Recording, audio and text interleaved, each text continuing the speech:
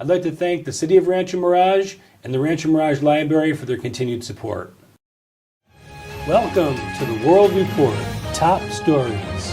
Informants, leakers, and spying on presidential campaigns.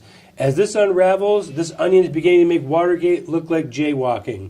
We haven't even talked about the unmasking and the entrapment by the former administration. Maury, what the Obama administration did as we start to learn of all the layers of the onion that get unpeeled here. Yep. If Hillary Clinton would have won, none of this would have come out. Nobody would have known anything for the different.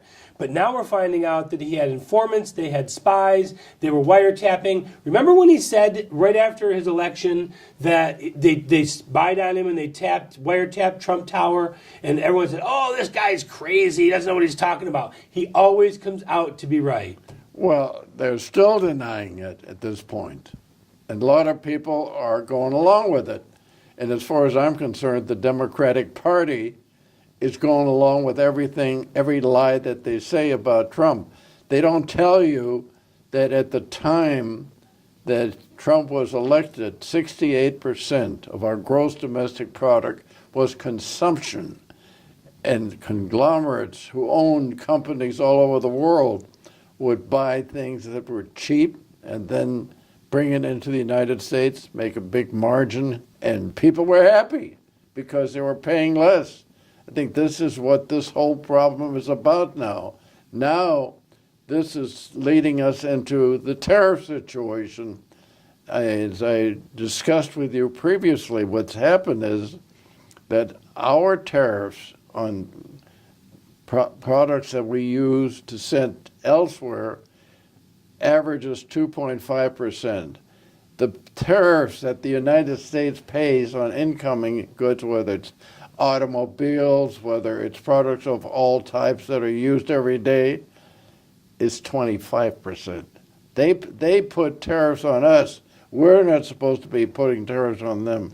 This is, by the way, also opening the whole problem of NAFTA, which was done during the Clinton administration.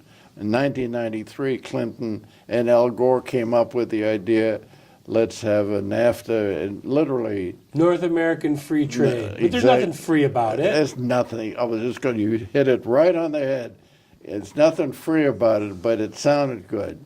So the average person today knows less than he ever did. So consequently, they accept anything that comes out of the White House, especially if they're Democrats. So when we talk about the tariffs that are being imposed, President Trump is imposing his own tariffs back on these other countries, creating basically a trade war. But we've had trade wars going on. We just haven't been winning. We haven't even tried. We haven't pushed any. We have gone along, especially since we've had a series of Democratic presidents. And as far as I'm concerned, George W. Bush was not a Democrat, but he was not the smartest guy in the world. He went along with it also because these presidents want to get elected and reelected. And consequently, if they have low tariffs on products coming in from Timbuktu, Vietnam, whatever, and the average person pays less, they're very thankful for it. They don't realize that we have a $22 trillion debt that nobody's talking about even. That debt is growing every day.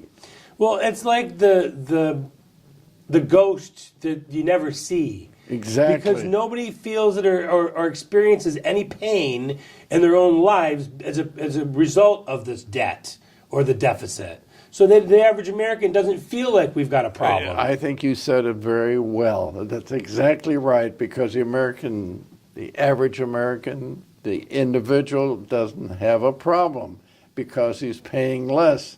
You know, when we paid less for gasoline for cars, when we pay less for any kind of products that we use, whether we eat it or use it in any aspect, and it's cheaper, we would rather have that than have a situation where we keep our factories going.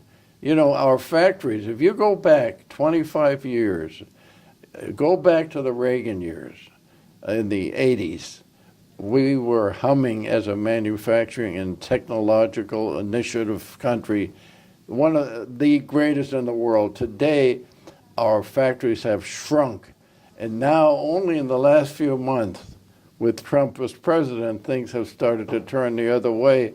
And that's getting a lot of negative reaction because the Democrats are using that and saying, look at the Republicans. They are now making things more expensive for you, not realizing we should have had that expense a long time ago, which would have not given us the treasury debt that we have today. So can you just, in essence, wipe it clean, walk away? What can we do with a $22 trillion debt? I mean, a lot of it's owed to our own Federal Reserve. Well, which is basically like owing your own well, first of family. all, you mentioned the Federal Reserve. You know, when we had this great financial crisis from 2007 to 2011, in that area there, we were cutting back on interest rates, and the Fed, the Fed at one time never had more than $1 trillion in their bank account. They're separate from Congress, they're separate from the presidency.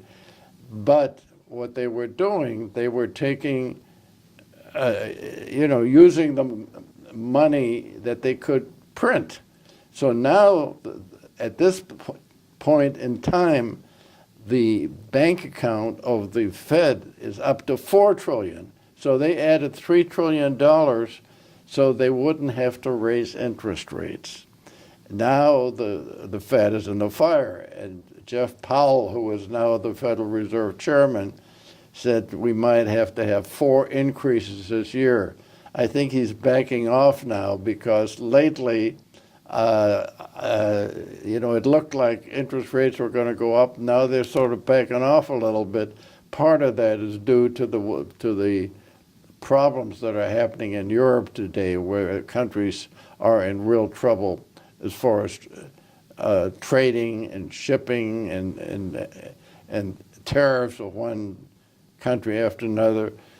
So as we speak today, we are in a situation where the idea that interest rates were going to go back up again to a point where things would be paid off aren't happening. Well, and if interest rates go up, so do our own payments on the debt that we owe. Well, of course. And actually, the irony of it is we are paying money.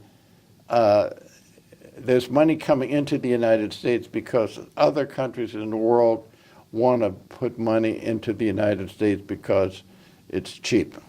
Just keep kicking the can down the road. I'd like to thank the City of Rancho Mirage and the Rancho Mirage Library for their continued support.